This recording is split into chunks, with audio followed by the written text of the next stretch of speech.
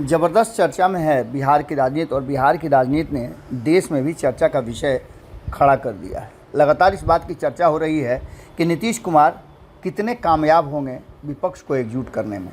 उसके साथ साथ भारतीय जनता पार्टी का भी जो नया स्वरूप देखने को मिल रहा है और नई प्लानिंग देखने को मिल रही है, उसने भी इस बात की तरफ इशारा कर दिया है कि 2024 के चुनाव से पहले दोनों खेमा अपनी अपनी ताकत संचित करना चाहते हैं और अपनी अपनी ताकत को और ज़्यादा मजबूत करना चाहते हैं।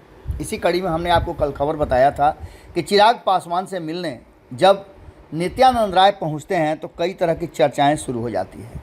नित्यानंद राय चिराग पासवान के आवास पर जाते हैं और वहां जाकर के घंटों दोनों के बीच में बातचीत होती है।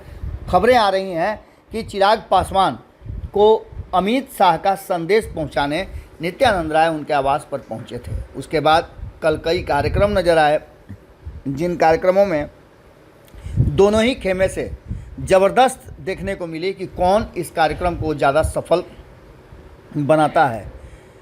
बाबा साहब भीमराव अंबेडकर की जयंती को लेकर के तैयारियां ज़बरदस्त थी। इसके भी खबरें हमने आपको बताया है कि जनता दल यूनाइटेड, राष्ट्रीय जनता दल और अन्य जो महागठबंधन के साथी दल हैं, उन्होंने किस तरह से इस कार्यक्रम को मनाया।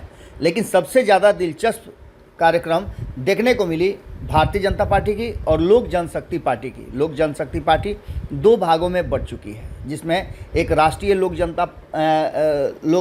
जनशक्ति पार्टी है जिसके मुखिया पशुपति कुमार पारस हैं, तो वहीं लोक जनशक्ति पार्टी रामविलास के मुखिया चिराग पासवान हैं।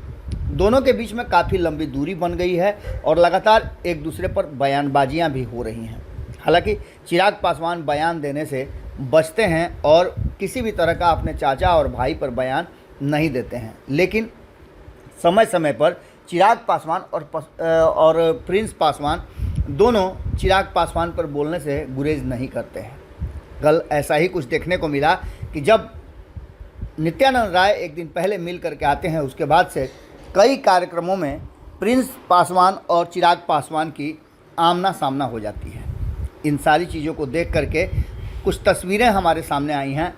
उन तस्वीरों में साफ नज़र आ रहा है कि दोनों के बीच में जो दूरियां हैं वो कितनी बढ़ गई हैं। एक मंच पे दोनों शामिल जरूर हुए, लेकिन चिराग पासवान उस मंच पर ज़्यादा देर रुके नहीं। अपना भाषण देने के बाद वो तुरंत निकल गए। भीड़ से घिरे हुए चिराग पासवान उस समय निकले जब प्रिंस पासवान अपना भाषण शुरू किए थे। ये पटना के सैदपुर हॉस्टल में बाबा साहब भीमराव अंबेडकर के जयंती समारोह में जो तस्वीरें आई हैं, हम उसकी बात कर रहे हैं। इसके साथ साथ और भी कई कार्यक्रम में दोनों को जाना था और दोनों गए भी, लेकिन वहां आमना सामना नहीं हुआ। अब देखना दिलचस्प होगा कि भारतीय जनता पार्टी किस तरह से इन पूरे कुनबे को समेटती है, क्योंकि नीतीश कुमार अब एक नए धारा की तरफ बह निकले हैं और नीतीश कुमार के लौटने की संभावनाएं कम नज़र आती हैं। ऐसी स्थिति में भारतीय जनता पार्टी अपने छोटे छोटे साथियों को, जो कि उनके साथ मानसिक रूप से और व्यक्तिगत रूप से भी जुड़े हुए हैं, उन सभी को समेटने की तैयारी शुरू कर चुकी है। चाहे उपेंद्र कुशवाहा की बात कर लें, चिराग पासवान की बात कर लें या पशुपति कुमार पारस की बात कर लें, सभी को अपने साथ रखने के लिए भारतीय जनता पार्टी अब नीतियां बनाना शुरू कर चुकी है। इसमें आपने देखा होगा कि और भी कई दलों को शामिल करने की जुगाड़ शुरू हो चुकी है। अब देखना दिलचस्प होगा कि प्रिंस और चिराग के बीच में ये दूरी कितना नज़दीकी में बदलती है और इसमें कितना कामयाब भारतीय जनता पार्टी होती है, क्योंकि 2024 के लिए ये ज़रूरी है कि दोनों एक मंच पर हों और मिल करके भारतीय जनता पार्टी के साथ चुनाव लड़ें। अगर ये वीडियो पसंद आई और वह बिहार के राजनीति और बिहारियत से सरोकार रखेनी तो सब्सक्राइब बटन दबा के चैनल के सब्सक्राइब कर ली। ओजे एगो घंटी बा, ओकरा बटन दबा देला से कुल सटीक और मारक खबर रुआ मुफ्त में मिल जाई।